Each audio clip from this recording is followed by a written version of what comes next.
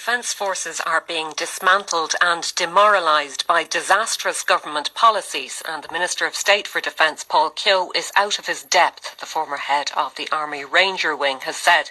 Cathal Berry, who led the elite Ranger Wing in Chad for 6 years, said he was joining the exodus from the defence forces because he could no longer watch them being so badly damaged. He made those comments in an interview with this morning's Irish Times, and he joins us now on the line. Thanks very much for taking our call. Reading on in that interview with Conor Lally, you say the sense of absolute betrayal is palpable, it's visceral. I haven't seen anything even remotely like it in 23 years' service. Those are very, very strong comments. Why did you decide to make them? Good morning, Rachel, and good morning to your listeners. I guess, Rachel, it's as a last resort, really. We've tried everything up to now. We've tried reason, we've tried logical argument, we've tried all legitimate courses of action to try and amend the situation. But everything is just falling on deaf ears, and we just continue to be treated with absolute contempt by the Department of Defence senior civil servants. So what's the problem when you say that soldiers and members of the Defence Forces are being treated with contempt? In what way? How so? Well, primarily there's two big ways. Number one is pay. That's a very, very tangible problem that people can fully understand. The second one is just that we're completely excluded, so that the uniformed services are completely excluded in influencing any defence policy in the country. So the people who are coming up with defence and security policy are career administrators. They've no real life managerial or military experience, and military people are actually prevented from actually inputting into that policy. It'd be like three HSE managers deciding to do surgery on a patient one day and locking the surgeons outside and preventing them from actually coming in to do the surgery themselves. That's exactly what's going on. And when you raised these issues, as I presume you did when you were still a serving member, what sort of response did you get? Well, everybody knows these issues exist, and this is the problem, that military people are not allowed to speak out. If they bring these issues to the attention of the senior civil servants, they're just completely ignored. There's nowhere else to turn. The only option I had was to resign and bring this to the attention of the public and to elected representatives. That's it. Can you give us a sense of the sort of stories you were coming across in the Defence Forces? Because you speak about a number of different soldiers in this piece.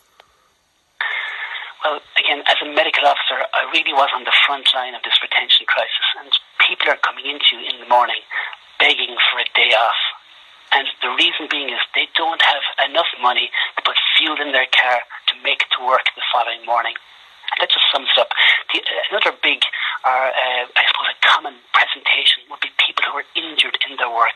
They've broken their leg or they've had difficulty with their knees and they can't afford medical treatment. Now, these people are the people who've been injured at work and they have to pay for their own MRI scans themselves. It's a national scandal.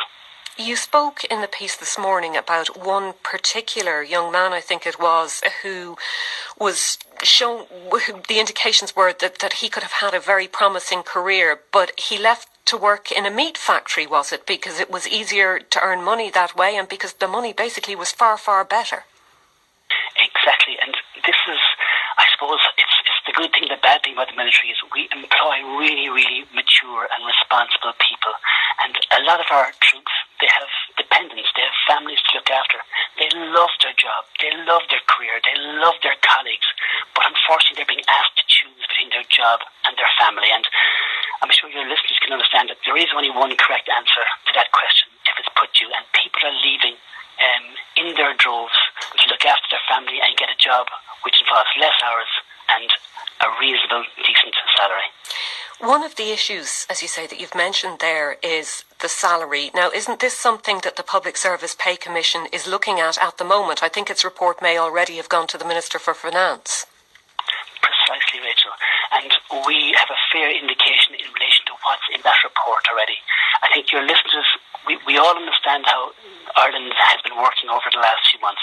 If the report was positive, it would have been released last week before the election. The fact that it wasn't, the fact that it's been released today, or it's about to be released today, 2 days after election, they're trying to bury it in the results of the election so nobody will notice. So we have a fair idea it's going to be a whitewash. We have a fair idea. It's going to include approximately €350 per year of a salary increase for our private soldiers, which, I mean, that's not even €1 a day before tax. You wouldn't even buy a slice pan for your family with that. It's a complete insult. Now, your comments in this interview about the Minister of State, Paul Keogh, were particularly strong. You say he's an empty suit, completely out of his depth, simply not up to the job. Everyone knows it. Is that fair? I think it's very fair. The first thing I would say is I also complimented him on being a very decent and approachable individual, which he is. But the reality is he doesn't have the skill set. He doesn't have the expertise. What's required in the Department of Defence is a very strong, senior, competent minister who will provide the direction and guidance to the senior civil servants that is required. And we had that with Minister Shatter. He took no nonsense from his senior officials. But unfortunately, over the last 8 years, there's been a complete difference when Paul Keogh is involved.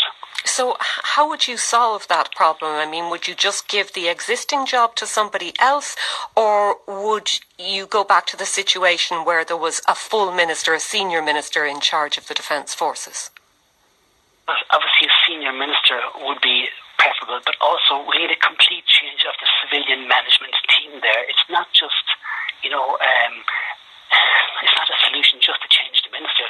We need highly competent, highly dynamic and motivated people to solve this specific problem. And let's remember, the Sec-Gen and the Secretary General and the Assistant Secretary Generals, they're the people who've been there for the last 2 years. They're the people who are not only not solving the problem, they're the people who are causing the problem. I mean, there's €20 million approximately on average handed back from the defence vote every single year. So, I mean, the solution is simple. This is a problem you would give a first year business student in UCD to solve. That you have a company who has a retention crisis going on, you have a surplus in your money, go away for the night, analyse it and come back and present your findings to the lecturer in the morning. This is a management 101 problem, a very, very basic problem that is completely solvable. We know that there is a problem with the numbers. There is a problem with retention. And I'm thinking that any young person listening to us this morning who may have been considering a career in the Defence Forces, they're probably going to think again. Perhaps, however, I would recommend that you still join, or at least still consider joining, because this problem is so bad, it cannot be allowed to continue. The Minister for Defence is Leo Varadkar. There's no way he can allow this to continue. And this is the real dichotomy about service in the Defence Forces, that how can something so bad exist in the midst of something so good? The Defence Forces is a wonderful career. My colleagues, my spouse is jealous of my colleagues because they're so good, my friends are so good. I think that once this is highlighted at the appropriate level, that action just has to be taken. It cannot continue. What then would you like to hear from the Taoiseach? Listen, Taoiseach, first of all, I would like a commitment that he's going to pay his troops the minimum wage, as every other employer is compelled to do. If a private employer was not paying his employees or her employees the minimum wage, the state would drag that employer over the coals to court until they would. If a private soldier goes in and does a 24-hour duty on a Saturday at the moment, they will get €2 per hour gross.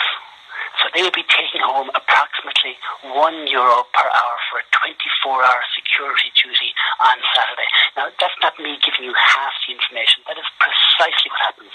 And the €23 or the €24 they come home with barely pays for the fuel for them to get into their workspace to actually do that duty, because travelling 100 kilometres would not be unusual for a private soldier not to get to their base because of all the barracks that have closed down. Well, listen, election count or no election count, I'm sure we'll be hearing more about this during the course of the day. Thank you very much indeed, as I said, for taking our call this morning. That was Cathal Berry, who formerly led the Ranger Wing in Chad. It's a minute now to 9 o'clock.